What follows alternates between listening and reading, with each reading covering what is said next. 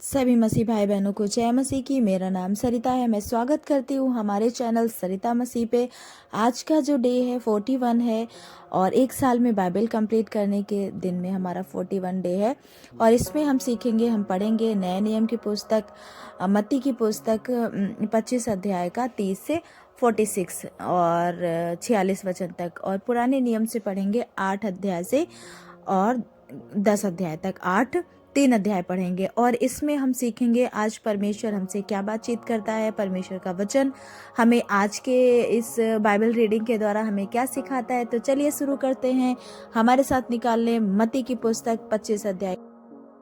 साथ आएंगे तो वह अपनी महिमा के सिंहासन पर विराजमान होगा और सब जातियां उसके सामने इकट्ठा की जाएंगी, और जैसे चरवाहा भेड़ों को बकरियों से अलग कर देता है, वैसे ही वह उन्हें एक दूसरे से अलग करेगा। वह भेड़ों को अपनी दाहिनी ओर और बकरियों को बाईं ओर खड़ा करेगा। तब राजा अपनी दाहिनी ओर वालों से कहेगा, हे मेरे पिता के धन्य लोगों, आओ उस राज्य के अधिकारी हो जाओ जो जगत के आदि से तुम्हारे लिए तैयार किया गया है।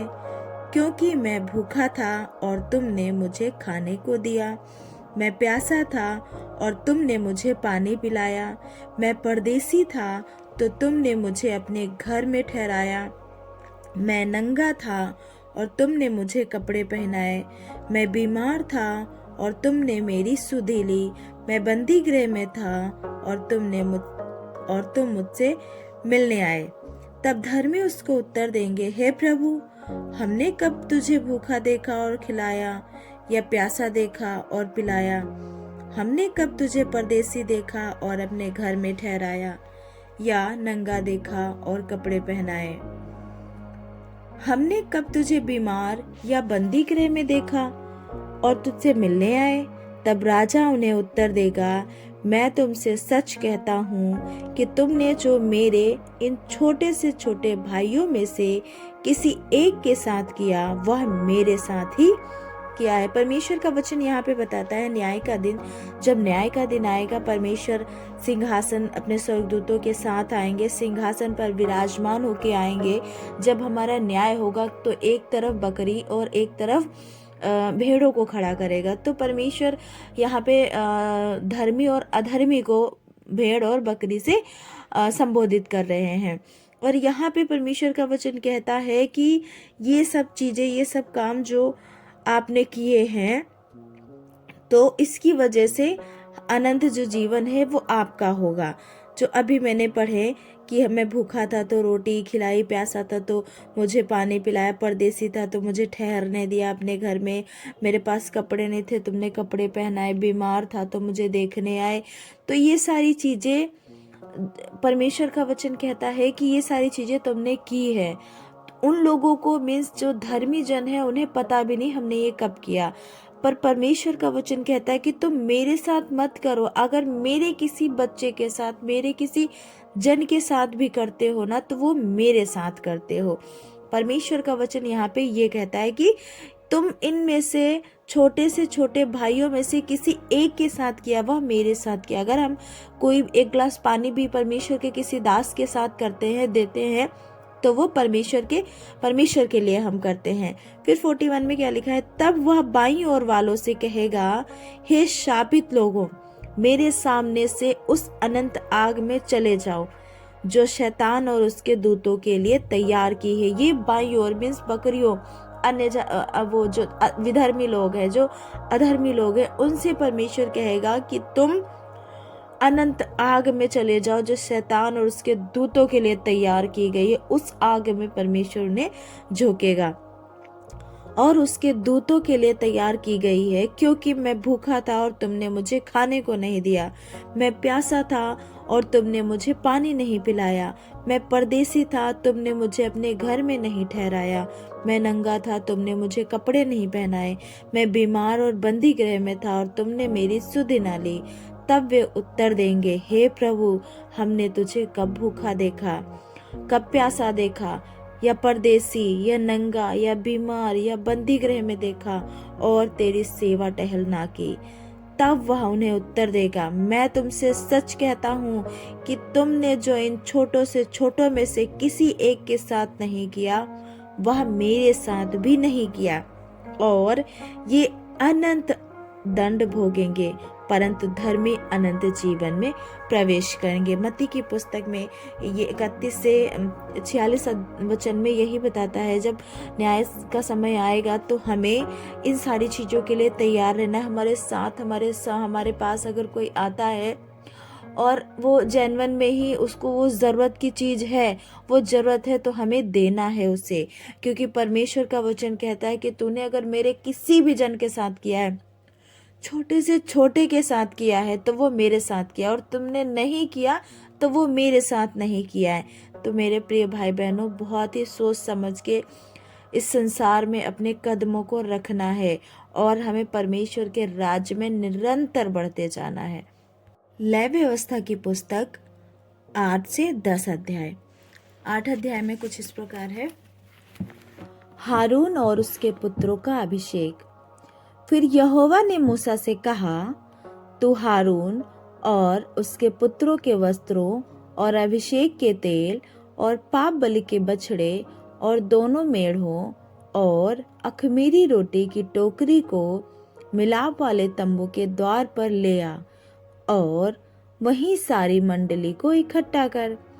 यहोवा की इस आज्ञा के अनुसार मूसा ने किया और मंडली मिलाप वाले तंबू के द्वार पर इकट्ठा हुई।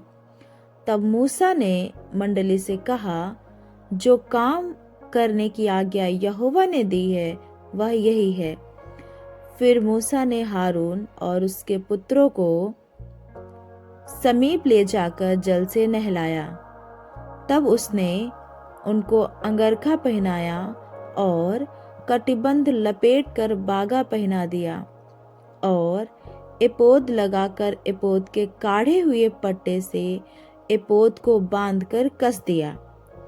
और उसने चपरास लगाकर चपरास में उरीम और तुम्मीम रख दिया। तब उसने उसके सिर पर पगड़ी बांधकर पगड़ी के सामने सोने के टीके को अर्थात पवित्र मुकुट को लगाया, जिस प्रकार यहोवा ने मूसा को आज्ञा दी थी। तब मूसा से अभिषेक का तेल लेकर निवास का और जो कुछ उसमें था उन सब का भी अभिषेक करके उन्हें पवित्र किया। और उस तेल में से कुछ उसने वेदी पर 7 बार छिड़का और कुल सामान समेत वेदी का और पाए समेत हौदी का अभिषेक करके उन्हें पवित्र किया। और उसने अभिषेक के तेल में से कुछ हारून के सिर पर डालकर उसका अभिषेक करके उसे पवित्र किया। फिर मूसा ने हारून के पुत्रों को समीप ले आकर अंगरखे पहनाकर कटिबंध बांध के उनके सिर पर टोपी रख दी, जिस प्रकार यहोवा ने मूसा को आज्ञा दी थी। तब वह पाप बलि के बछड़े को समीप ले गया और हारून और उसके पुत्रों ने अपने अपने हाथ पाप बलि के बछड़े के सिर पर रखे। तब वह बलि किया गया और मूसा ने लहू लेकर उंगली से वेदी के चारों सींगों पर लगाकर पवित्र किया और लहू को वेदी के पाए पर उंडेल दिया और उसके लिए प्रायश्चित करके उसको पवित्र किया। और मूसा ने अंतड़ियों पर की सब चर्बी और कलेजे पर की झिल्ली और चर्बी समेत दोनों गुर्दों को लेकर वेदी पर जलाया। परंतु बछड़े में से जो कुछ शेष रह गया उसको अर्थात गोबर समेत उसकी खाल और मांस को उसने छावनी से बाहर आग में जलाया, जिस प्रकार यहोवा ने मूसा को आज्ञा दी थी। फिर वह होम बलि के मेढ़े को समीप ले गया और हारून और उसके पुत्रों ने अपने अपने हाथ मेढ़े के सिर पर रखे। तब वह बलि किया गया और मूसा ने उसका लहू वेदी पर चारों ओर छिड़का, तब मेढ़ा टुकड़े टुकड़े किया गया। और मूसा ने सिर और चर्बी समेत टुकड़ों को जलाया। तब अंतड़ियां और पांव जल से धोए, और मूसा ने पूरे मेढ़े को वेदी पर जलाया, और वह सुखदायक सुगंध देने के लिए होम बलि और यहोवा के लिए हव्य हो गया, जिस प्रकार यहोवा ने मूसा को आज्ञा दी थी। फिर वह दूसरे मेढ़े को, जो संस्कार का मेढ़ा था, समीप ले गया, और हारून और उसके पुत्रों ने अपने अपने हाथ मेढ़े के सिर पर रखे। तब वह बलि किया गया, और मूसा ने उसके लहू में से कुछ लेकर हारून के दाहिने कान के सिरे पर और उसके दाहिने हाथ और दाहिने पांव के अंगूठों पर लगाया, और वह हारून के पुत्रों को समीप ले गया, और लहू में से कुछ एक एक के दाहिने कान के सिरे पर और दाहिने हाथ और दाहिने पांव के अंगूठों पर लगाया।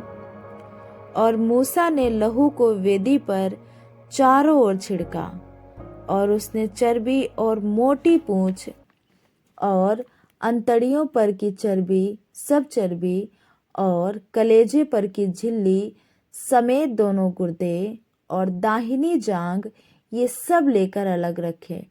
और अख़मीरी रोटी की टोकरी जो यहोवा के आगे रखी गई थी, उसमें से एक रोटी और तेल से सने हुए मैदे का एक फुलका और एक रोटी लेकर चर्बी और दाहिनी जांघ पर रख दी।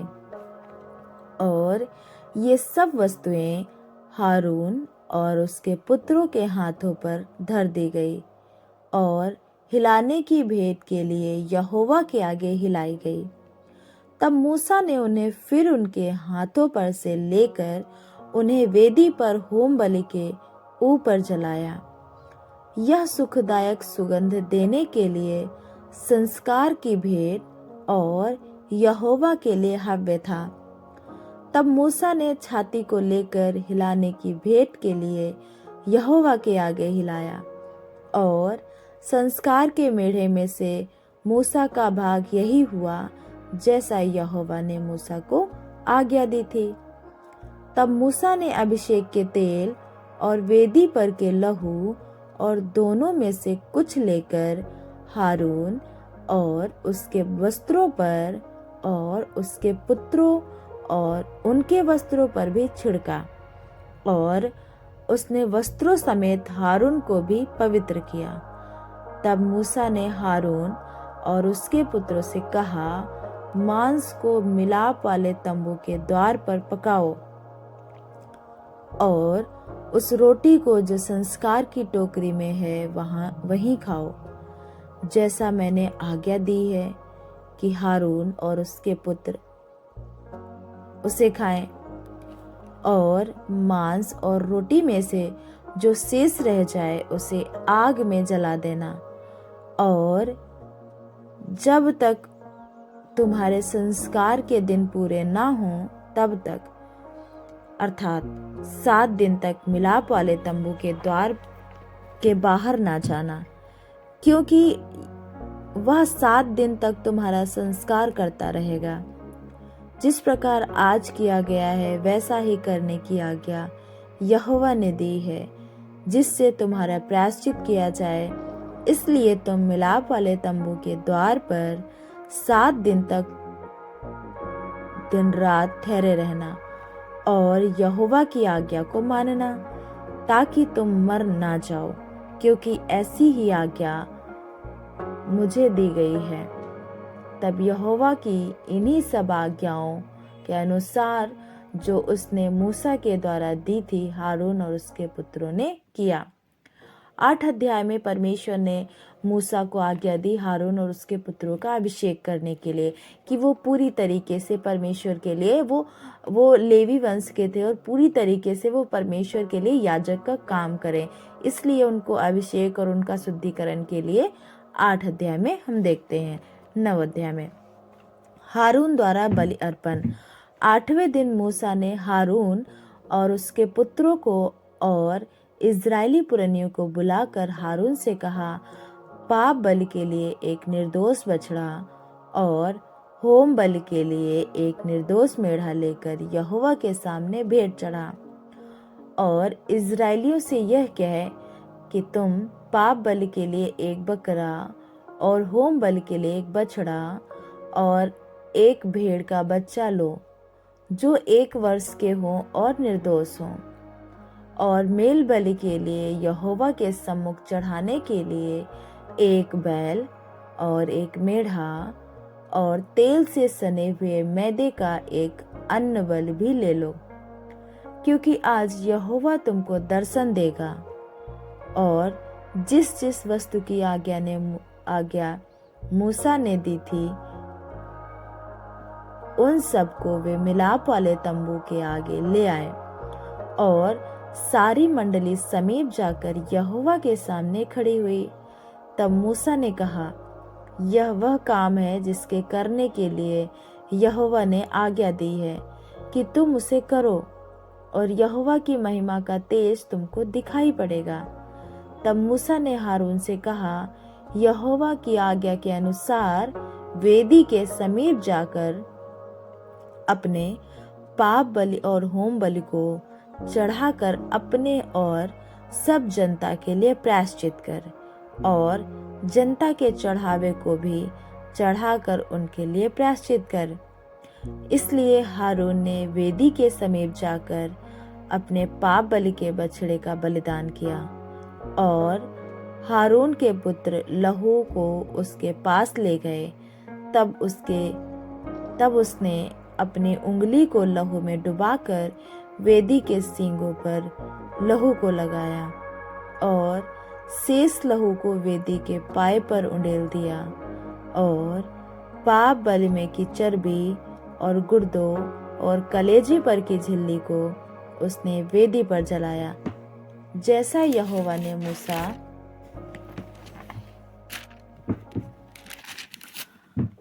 को आज्ञा दी थी। और मांस और खाल को उसने छावनी से बाहर आग में जलाया।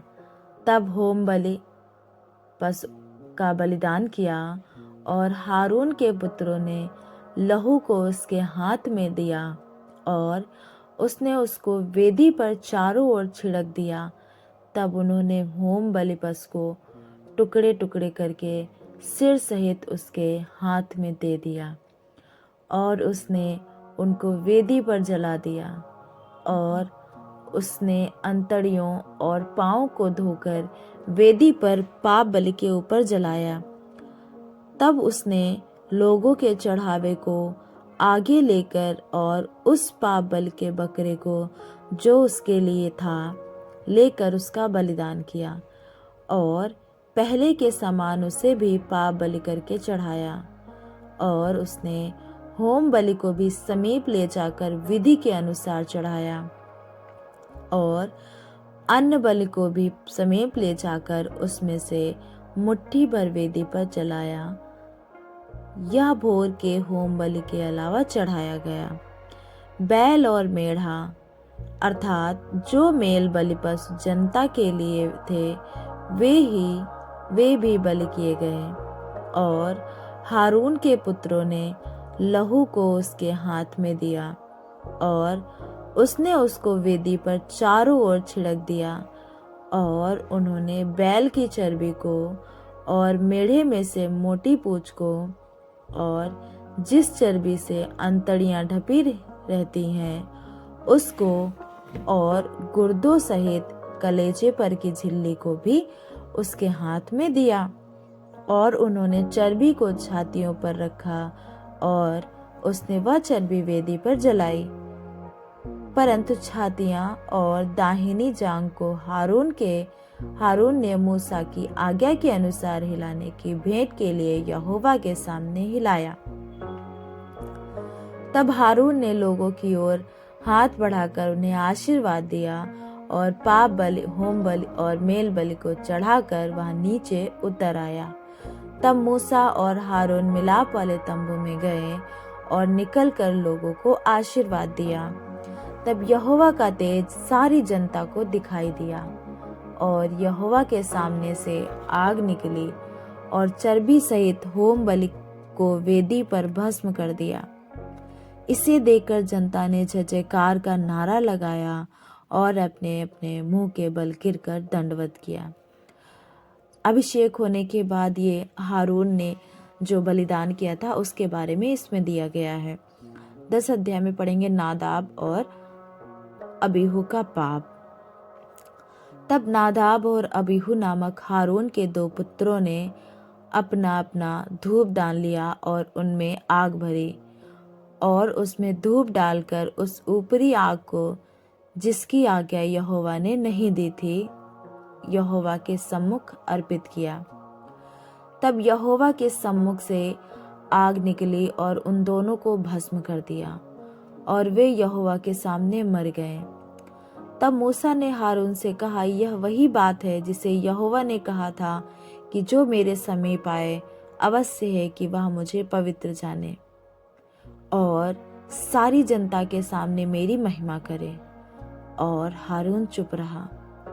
तब मूसा ने मिसाएल और एलसाफान को, जो हारून के चाचा उजियल के पुत्र थे, बुलाकर कहा, निकट आओ और अपने भतीजों को पवित्र स्थान के आगे से उठाकर छावनी के बाहर ले जाओ। मूसा की इस आज्ञा के अनुसार वे निकट जाकर उनको अंगरखों सहित उठाकर छावनी के बाहर ले गए।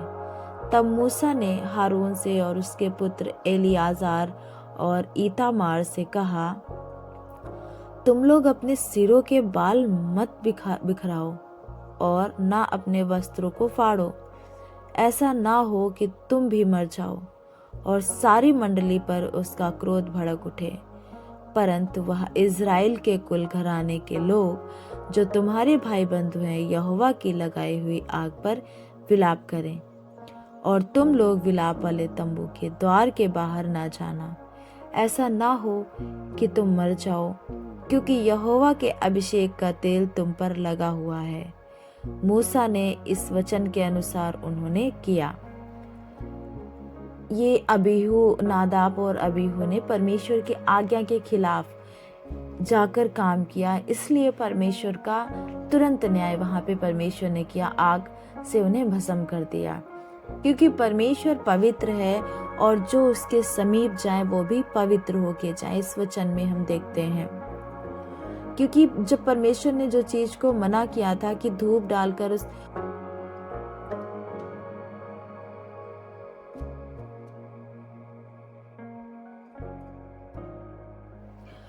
याजकों के लिए नियम।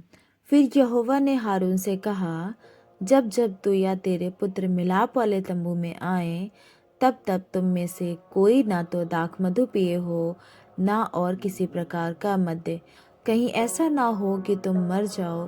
तुम्हारी पीढ़ी पीढ़ी में यह विधि प्रचलित रहे, जिससे तुम पवित्र और अपवित्र में और शुद्ध और अशुद्ध में अंतर कर सको और इज़राइलियों को उन सब विधियों को सिखा सको जिसे यहोवा ने मूसा के द्वारा उनको बता दी है।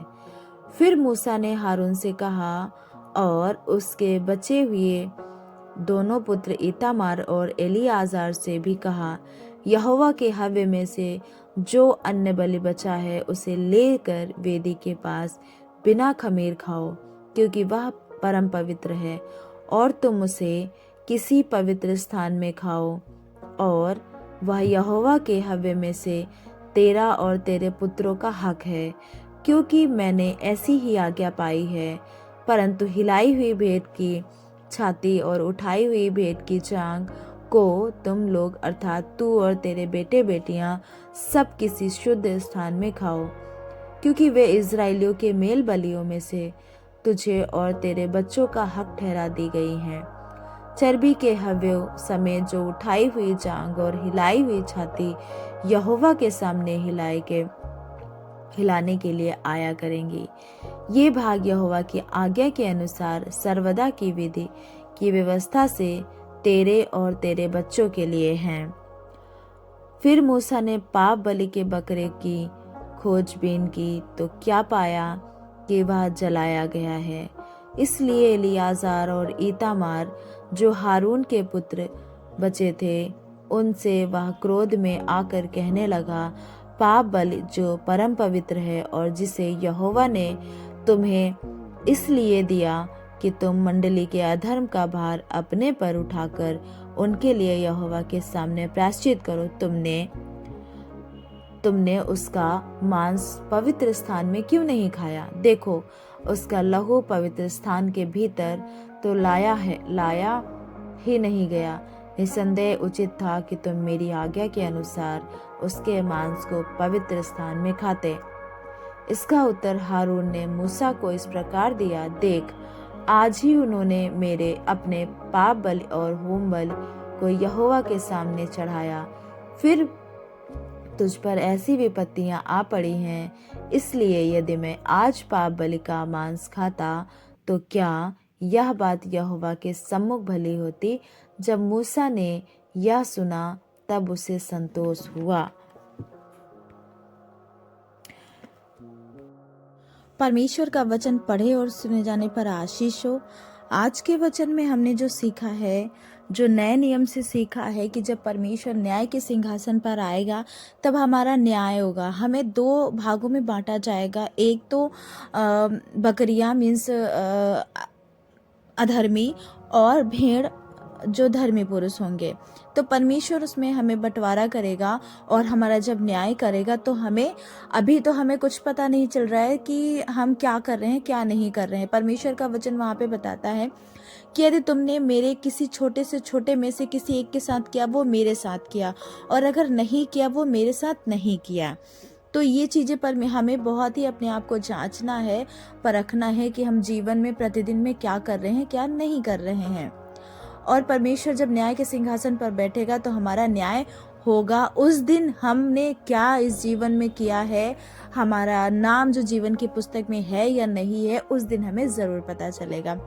और पुराने नियम से जो हमने सीखा कि आज्ञाकारिता, जो परमेश्वर ने आज्ञा दी है उस आज्ञा के अनुसार ही हमें काम करना है। जिस प्रकार मूसा ने हारून और उसके बच्चे के लिए सब कुछ परमेश्वर की आज्ञा पाकर ही किया था। और एक जगह पे हुआ कि हारून के बच्चों ने परमेश्वर के बिना आज्ञा के काम किया और परमेश्वर का क्रोध भड़का और उन्हें तुरंत परमेश्वर ने भस्म कर दिया। वहां पे उनको तुरंत न्याय उनका कर दिया गया। इसलिए परमेश्वर की आज्ञाकारिता का पूरी तरीके से ध्यान रखना है, क्योंकि परमेश्वर पवित्र है और हमें भी पवित्र रहना है। उसके समीप जाए तो बिना पवित्रता के हमें जाना नहीं है, क्योंकि परमेश्वर का वचन भी कहता है कि मैं पवित्र हूँ और तुम भी पवित्र बनो। तो सभी को जय मसीह की। परमेश्वर आज के वचन के द्वारा आप सभी को बहुत आशीष दे और ये सीरीज हमारी चलती रहेगी। आप सब हमारे साथ बने रहें, परमेश्वर के साथ बने रहें। सभी को जय।